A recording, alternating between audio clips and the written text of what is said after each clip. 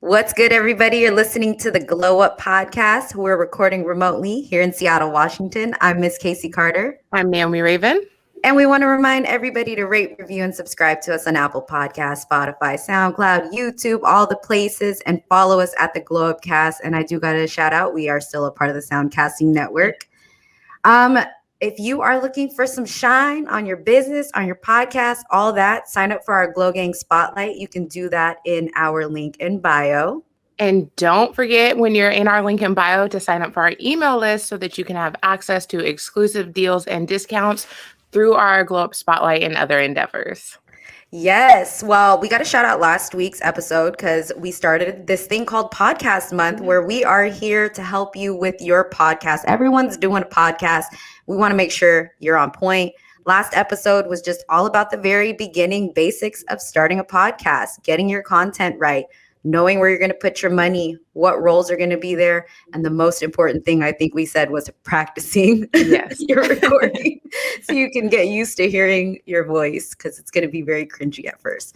So much in that episode. So make sure to check that out. This week, we are so hyped. We've got the Almost 30 Nation here. We're so excited. We've got the Almost 30 podcast, Krista and Lindsey here joining us today with over 159,000 followers on Instagram.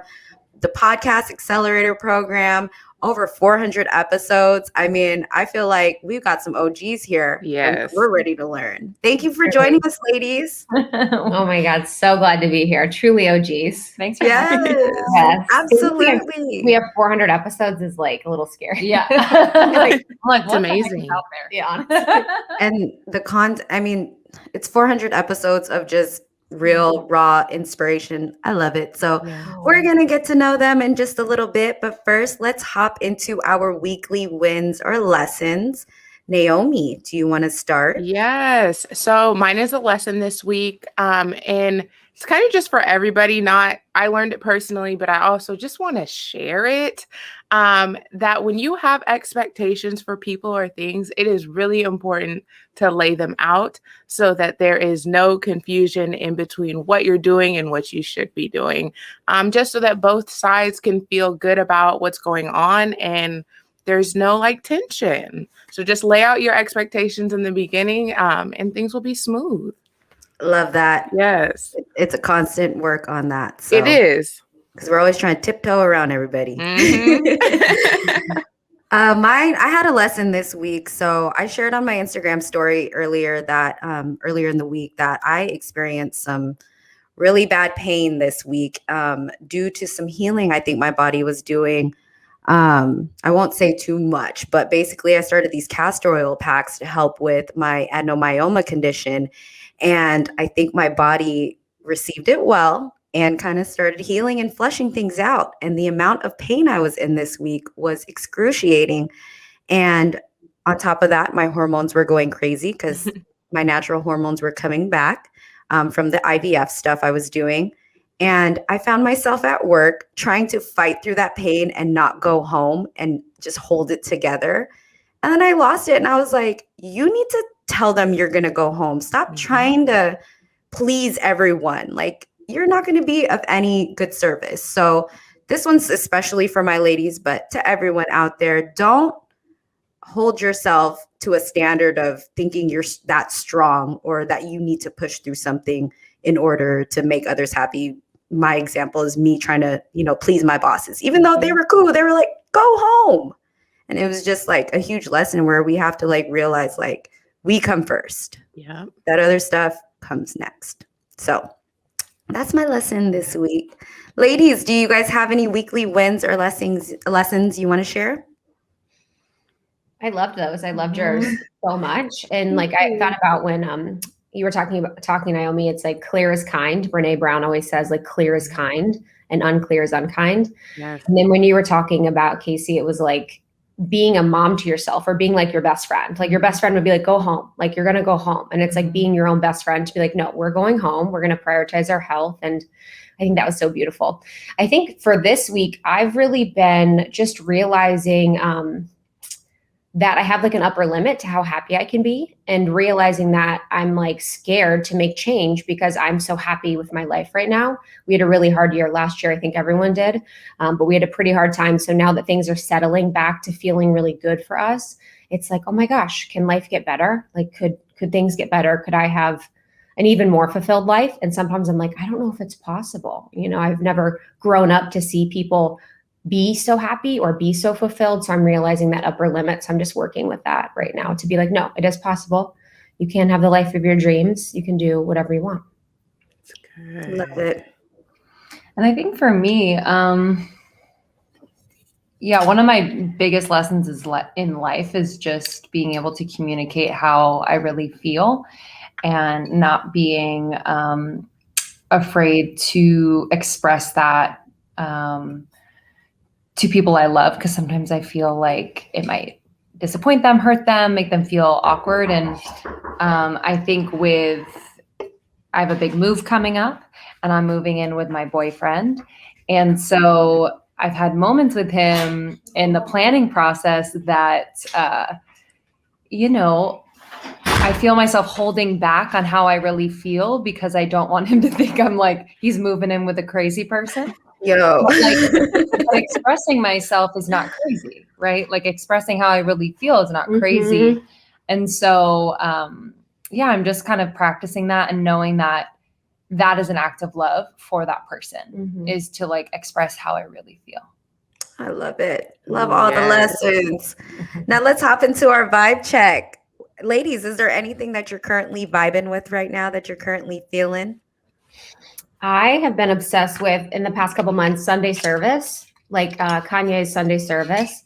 And so they have the Sunday service on Spotify, and you can listen to all of Sunday service, and it's just so good. It's so powerful. Like it's just such a vibe. You know, I love music, but it's been hard to listen to music, I guess, just recently. So listening to like really uplifting, positive, beautiful music has been the bomb. And you can also find it on YouTube too. You can actually see Sunday service, and it's just so powerful. So I've been obsessed with Sunday service lately. I had no idea. I thought it was just like this secret thing that they was just doing. No. Okay. The albums are online. Yeah. It's like, it's so dope. I'm excited for you guys to listen. Okay. Yeah. What else are you guys vibing with? What am I vibing with? I'm vibing with a hotel moment right now. Okay.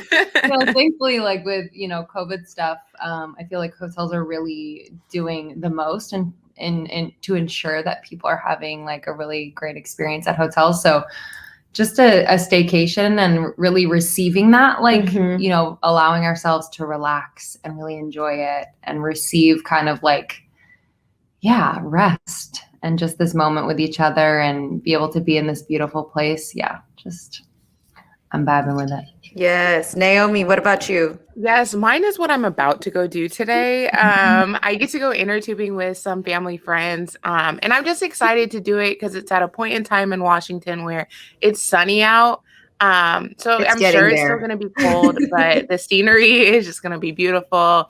Hopefully the sun bounces off the snow and I can get a little tan. But I'm just really excited to go do that and just spend time with family. Have you ladies been to Seattle before? We did. I think we were on tour. When we were on tour 2 years ago, we went to Seattle. I wanted to do more outdoorsy stuff, but we didn't get to, but it was beautiful when we went. We went to, what was that ice cream place?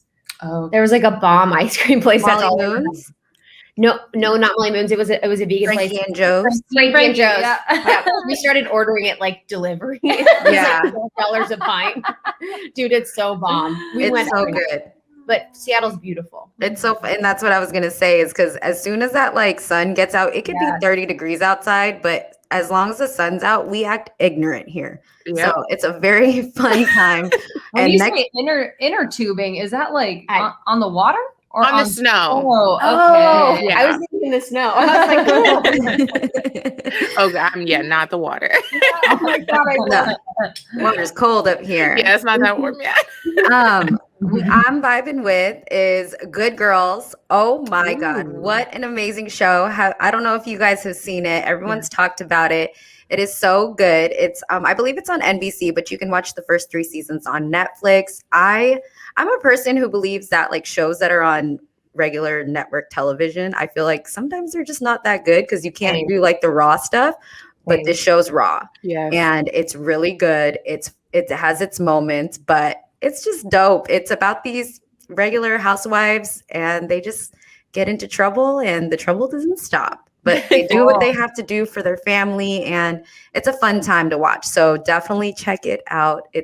It'll definitely keep you occupied for a little bit. Yes. So, all right, you guys, we're going to take a quick break, and then we are going to talk to Krista and Lindsey of the Almost 30 podcast. All right, you guys, we are back with Krista and Lindsey. We're so excited to chat with you guys again. Thank you so much for taking the time to join us. We'd love to get to know you before we hop into all the tips and stuff about podcasting. So give us a small intro about who you guys are. Like, who were you before meeting each other, and what did you want to do? What did you want to be when you were growing up? I grew up in Ohio in a small town, and I didn't see anyone doing anything that they loved. I didn't see anyone that like pursued a passion or did anything creative. Almost everyone in my hometown had standard jobs or corporate jobs or jobs in spaces that, you know, they didn't really love. So I never really had a dream when I was little. I never had like a dream to be anything. I would just say things like, I'd be like, I want to be an aeronautical engineer to like impress people. I would say weird shit, but I never had like a passion or dream. So I just went in the corporate world after school. I went to school. I was lucky enough to go to school. And then I had a corporate job for like 8 years. I was in digital marketing. I was in consulting. I was in events, like international events. So I learned a lot through my corporate career, but I was deeply unsatisfied the whole time. I was like, oh man, there's got to be something else. There's got to be something bigger. So my whole path, I was like pursuing other things. I started a blog. I did photography. I had a travel company based out of Morocco. I did really weird things. So I was always like pursuing things outside because I really wanted to find my purpose and my passion. So through that time, I was listening to podcasts on the train in New York. I was living in New York at the time. So I'd be on the subway for like 3 hours a day and I'd be listening to all these podcasts and I was just falling in love. I was like, oh my God, I can learn so much and I could feel like I know these people. I can be mentored for free. And so when I met Lindsey years later, when I moved to Los Angeles and she was in Los Angeles, I was like, do you want to start a podcast? Like, I felt like we were having really deep, meaningful conversations about transitioning from our 20s to our 30s. And it felt really profound. I was like, whoa, we're going through a lot. And so, you know, we started the podcast and 2 years later after starting it, we were lucky enough to be able to quit our jobs and now it's full time, but it's been, you know, such a beautiful learning curve for both of us. Yeah. And I always wanted to be a performer in some capacity since I was really little. So whether I was a dancer, singer, actor, I wanted to be the first dancing tennis player. You know, I just kind of like, I knew anything was possible, but I always wanted to be in like the performance realm. And so early on, my parents like put me in a lot of different classes and I was extracurricular out. But it was really beautiful because I got to, you know, learn kind of the foundational skills I needed in order to dabble eventually in high school and then into college, just exploring theater. And I ended up moving to New York after college. And I had hopes of maybe, you know, making it to Broadway. And I knew that in order to audition during the day, I would have to work at night. So very early on in college, I got a bartending job. I was kind of like already side hustling while getting an education, knowing that that would be kind of a part of what I had to do. And so when I got to New York, I had a few jobs and auditioned during the day, but it was exhausting. You know, like it's very underrated. I really feel for people who are pursuing acting because they have to maintain life. They have to pay for rent and bills and things. And it's not guaranteed that you're going to get cast in things. And so those side jobs can really take a lot out of you and distract you and be kind of stressful at times. So I did that for many years. And then eventually I found Soul Cycle. And this was my way of waking up in the morning. I would go to Soul with money that I didn't have, pay for a class and wake up like just literally from my bartending gig, which I worked until like 4 a.m. the night before. and would use SoulCycle for motivation, energy, just being in community felt really good. And eventually a couple instructors were like, you should audition, like just try, you never know what could happen. I was like, I don't have time. Like I'm doing this, and this. It's my side jobs. Like, I just don't think the training would fit into my schedule. And they're like, what's the worst thing that could happen? I was like, okay, true. So I did, and I ended up making it. And I was doing a 10-week training program while working my other jobs, but I just made it work, Yeah. I think when things are really right and, just feel so aligned, you do make it work. So eventually SoulCycle pulled me out of all those side gigs, and it was my full-time job. And 3 months into teaching in New York, they moved me to LA. And that move was kind of the main event of my Saturn return. So that time between your 20s and your 30s, it's like a big super transition, and it forces you to get serious about your life. And so that move really marked this opening for me, where I let go of a lot of, pain from prior relationships and just self-sabotage and doubt. And LA felt like just a fresh start. And a couple years into being here, I met Krista, and we met at that intersection where we were both kind of like feeling, wow, it's super transitional, whether it was like health stuff or relationship stuff. We found comfort in our conversations with one another as new friends. And shortly after we met, Krista was like, do you think we could start a pod? And I was like, I think so. Yeah, let's try it. I have no idea what that means, but let's try it. And so we started Closet Floors, and the rest is truly history. And it's been the biggest surprise and purpose-filled thing that I've ever done. I feel like as you both told your sides of the stories, I watched like the stories in my head. Like I saw you in New York. I saw you, like on the train. I saw you soul cycling. And then I saw your paths come together. Mm-hmm. Beautiful. So take us back to episode 1. Were you guys prepared for the success that you guys were going to blossom into, and that the Almost 30 podcast was going to be such a big part of your life now? Mm-mm. No. We actually did a reaction episode where we listened to our first episode again. It was unreal. I love that. Yeah. You guys have to listen. It was probably this year. It was like we weren't saying anything. Like we were like in our first episode, we're like, we just want to make sure we're keeping it really real with you guys because, and like people don't know who you are. Like they like we're like, we were acting like we had an audience and we didn't. So we had no idea. And I say that all the time. Like we had no idea this would be anything, but I do know that the burning desire that Lindsey and I had to create and to do was like unpalpable. Like we just were like, it was like we're getting paid from day one because we were working so hard at it.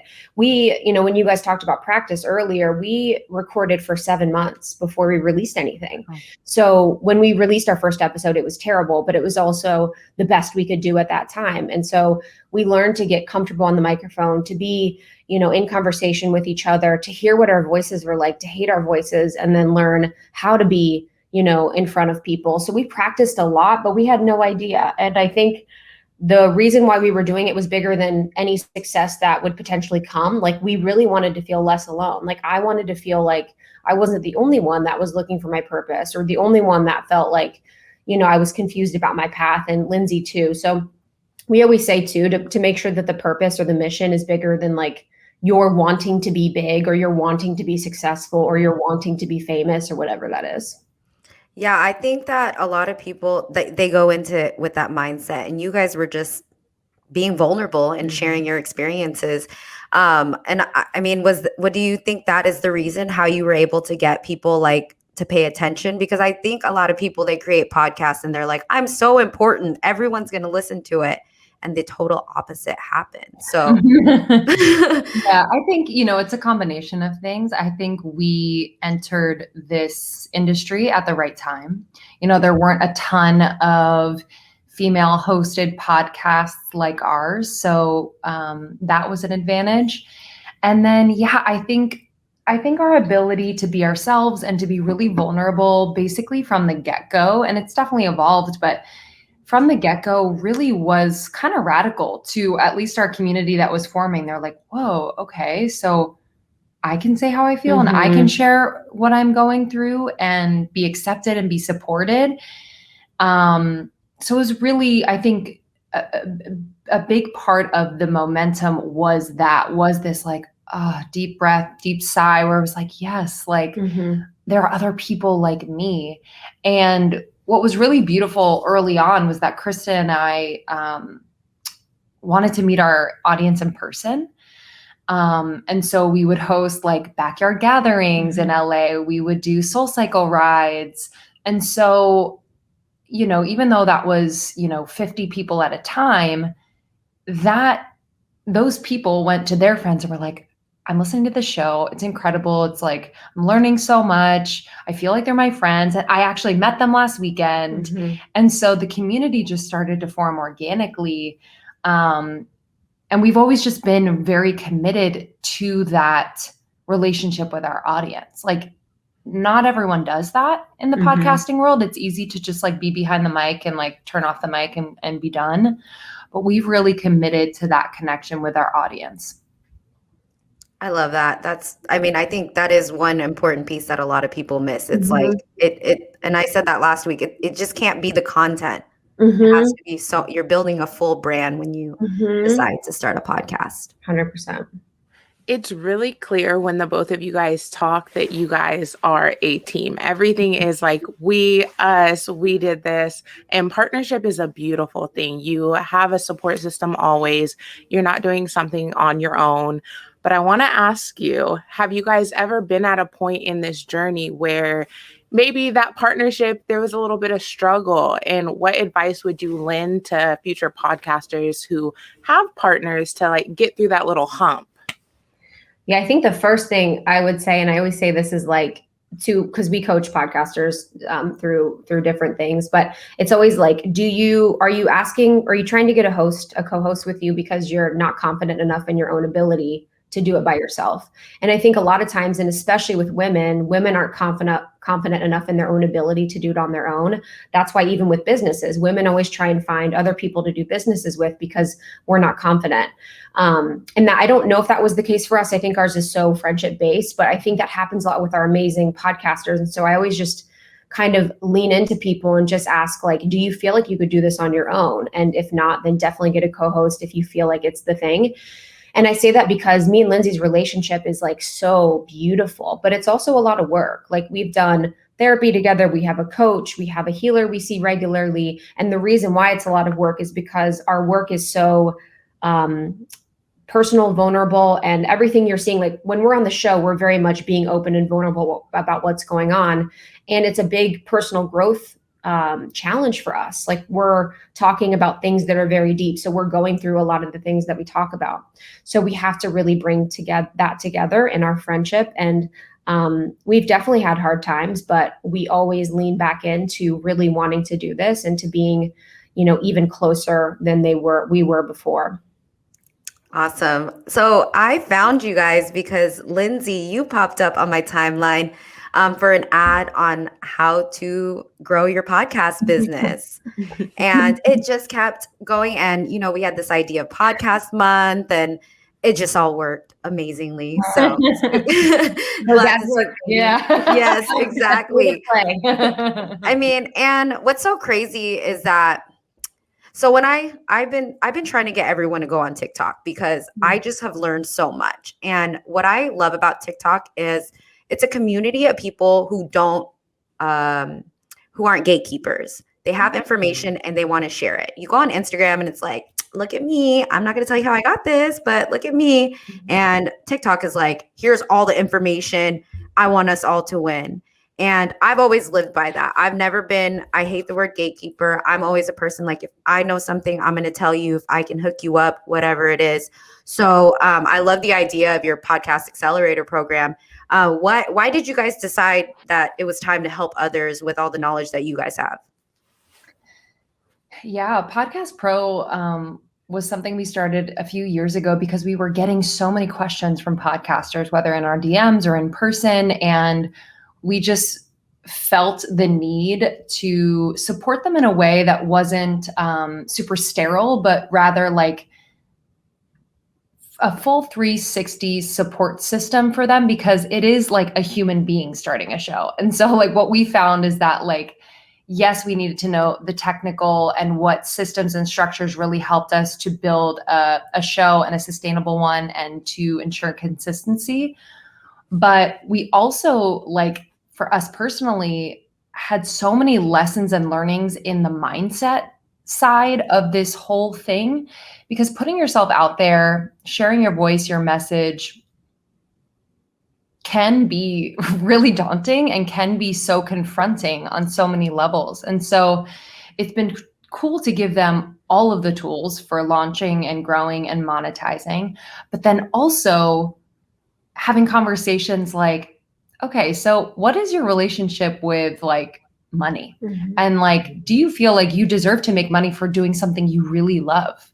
And so we're having those like those deeper conversations so that they can properly use all of the resources and tools that we give them. So the accelerator that you're talking about is more of an intimate deep dive in a small group of about 25 people. And we're actually doing 2 later this year, one for launching your podcast, and then another for growing and monetizing. And this really gives us the chance to not only give them all of the information they need step by step to do just that, launching, for example, but also give them a community to lean on and to support them, and one-on-one coaching with us. So it's really specific and super helpful as they like develop and allow their show to evolve. Yes. So I want to ask you, from the start again up until today, for the both of you, I'd love to hear both of your answers. What has been the most impactful / memorable moment in the Almost 30 podcast journey? It's a great question. Mm-hmm. It's been so transformative, so it's hard to think about. I would say probably one of the live shows. So we were, so I think in our third year maybe. Yeah. In our second or third year of the podcast, we're like, let's go on tour. No one was really going on tour, really. And so we were working full time, but we just decided we were going to go on tour, made it work with our schedules, mostly did weekends, went to Seattle, had these like small gatherings or meetups or whatever. But then the year after, we were able to do live shows, and to do a live show in front of like hundreds of people.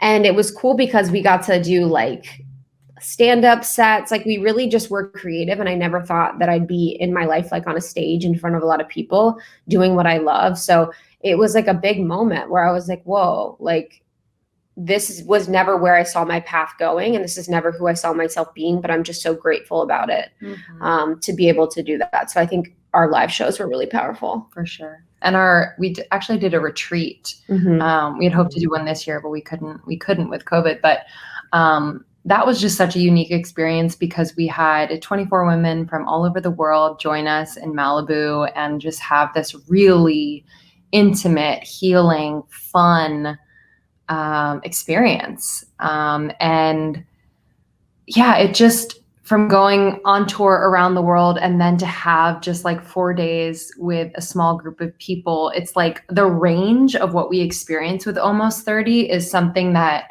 I think is really rare, and something I love so much, because it's not just that we're like going on tour and selling out to big crowds. It's like we also have those really intimate moments.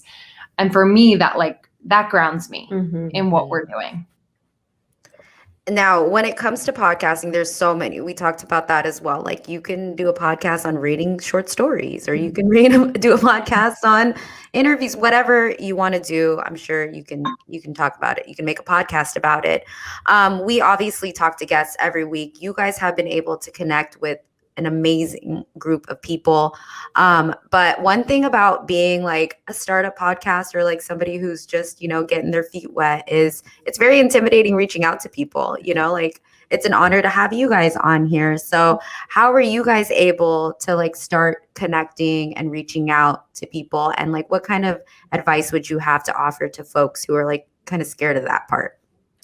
Yeah, I think just know that we get no's still. Like we still get no's. There's like lists of people that still say no, and we got a lot of no's starting out for sure. So getting no's is part of the process. It's like just what you do. And I was in account management and sales for a little bit in the corporate world. So I was so used to no's and like, oh, you just kind of shoot 10 shots and hopefully you make one. So just know that it's normal. And I often think like whenever you pitch someone, it's like we think it's so serious and we think it's so personal. We're like, they're personally saying no to me. Like this means something bad about me. But they could have really just saw your email when they're walking on the treadmill and then like tripped on the treadmill and they forgot to look at the rest of your email. And that's really the end of it. So don't ever take it really personally when people aren't responding, when people are saying no. It has absolutely nothing to do with you.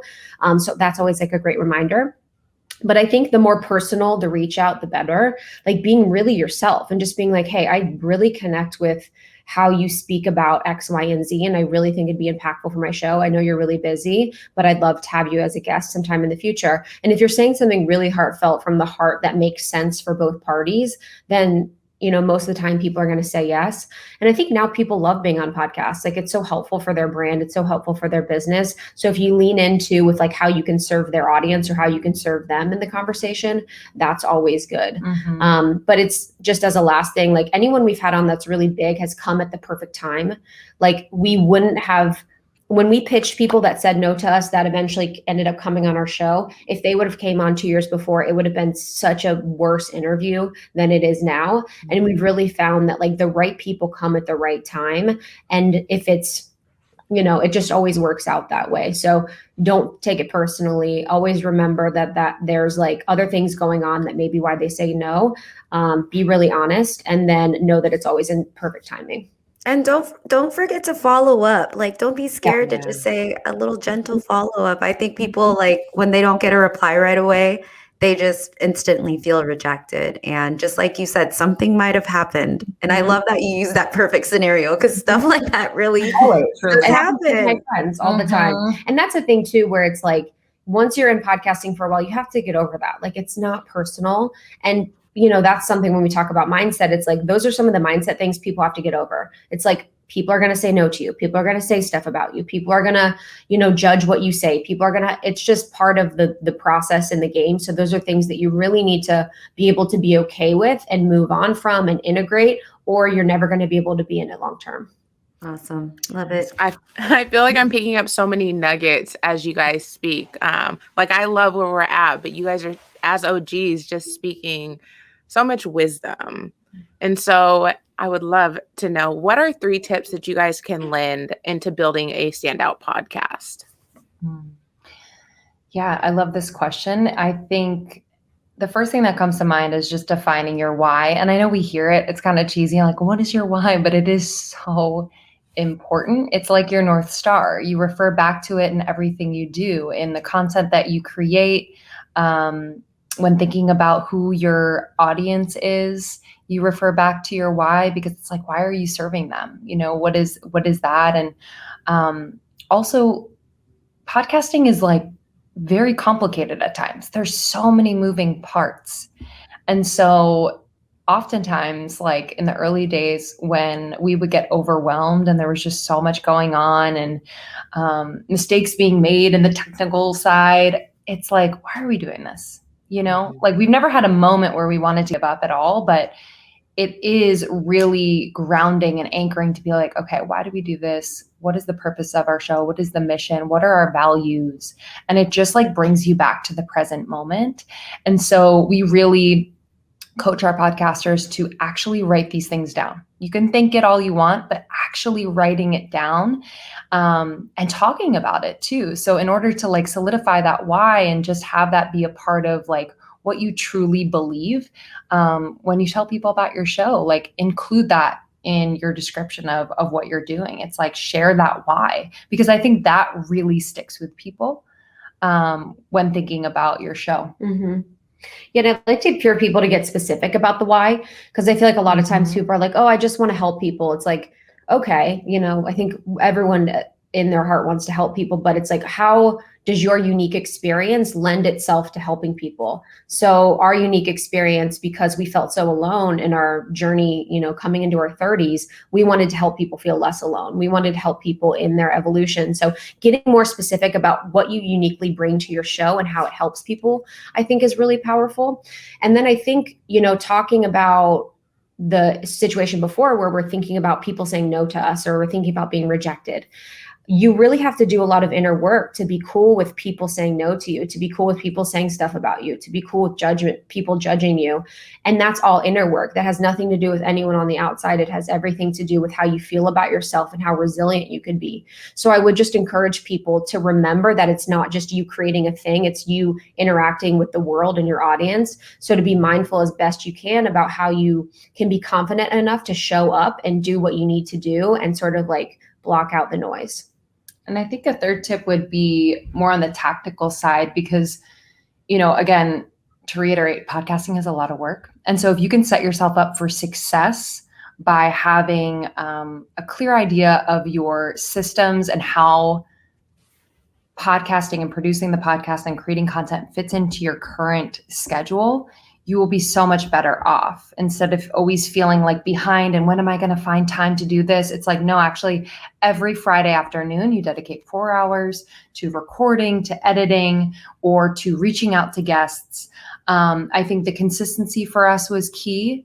So doing something literally like every day that moves the needle, and then setting up systems. So do you work really well in a platform like Asana, where you have your to-dos or tasks all organized? There are due dates. There are ways to kind of like pull it over to completed, and that feels really good.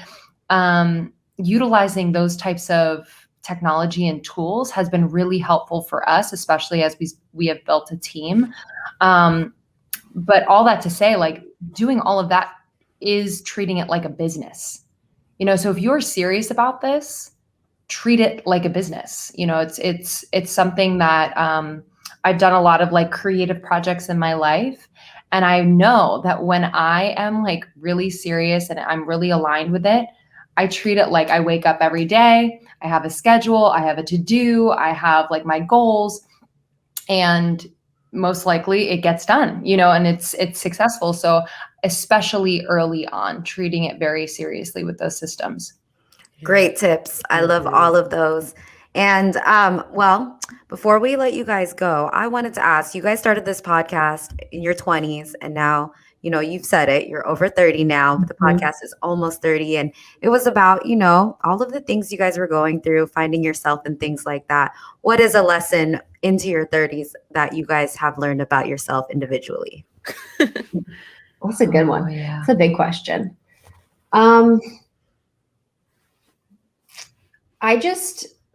I think and I hope that everyone, when they're stepping into their 30s from their 20s, because I think when you're in your 20s, you kind of think you're like everyone else. And I've really learned how unique I am. I mean, I'm in my own experience all the time. I'm really with myself. So I'm like kind of doing my thing, but I've just learned how unique I am and how unique of an opinion I have and unique of an expression I have because of all of the parts of my journey that I felt like I was so ashamed of before, where I was like, oh, I'm in the corporate world. I'm from Ohio. I have this like weird grow up experience that I had. And I always was shameful of that. And now I've seen that as such a beautiful part of what makes me so unique and what makes everyone so unique. So leaning into my story more in my 30s has been really beautiful, because I used to be like, oh, it's boring. It's whatever. There's nothing special about me, but there really truly is something special about everyone, and something truly special about everyone's unique experience. And it's so important because it makes you who you are. So that's what I've learned. Beautiful. Mm-hmm. How about you, Lindsey? I think I've learned just so much about taking responsibility for myself. I think like when therapy is really helpful for that, because, you know, I think I'm able to gently just kind of pull apart how I am contributing to every dynamic. You know, of course, there are times when like the other person is quote unquote wrong or whatever, but it's like, what part of me allowed that to happen, or what part of me, you know, entertained that for longer than need be. So it's like, I'm always now in my 30s looking for or being aware of like, okay, like how am I in this situation, rather than, well, this person did this and they did that to me. It just feels so much better. It takes more work, but it feels so much better than blaming people for my experience. And Krista and I have just done so much work around that just in general. Because yeah, like being in a community and having a huge audience, like it is so important for all of us and for us to model self-responsibility, like it's being a quote unquote public figure. Like it's easy for people to be like pointing the finger. And so we're always going to take self-responsibility, but also want to model that for other people because there's so much freedom there. There's so much freedom just taking responsibility for your life and like how you're feeling and your experience. So yeah, on a small scale and a big scale, I feel like I'm doing that really consistently in my 30s.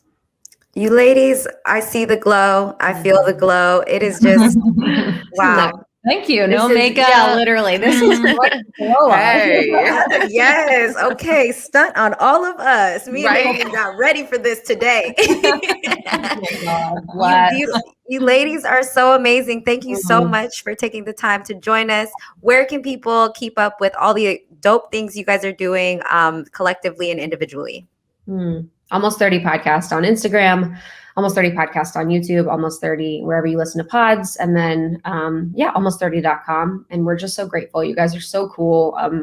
Happy to be in your orbit, and thanks for having us. Yeah, truly. Yes. Ladies. Yeah. Absolutely. Well, y'all, again, make sure to sign up for the Glow Gang Spotlight, our email list for exclusive discounts, and Watch us on YouTube. If you're tired of Yes. listening and you guys want to see the interaction, find us at the Glow Upcast on YouTube.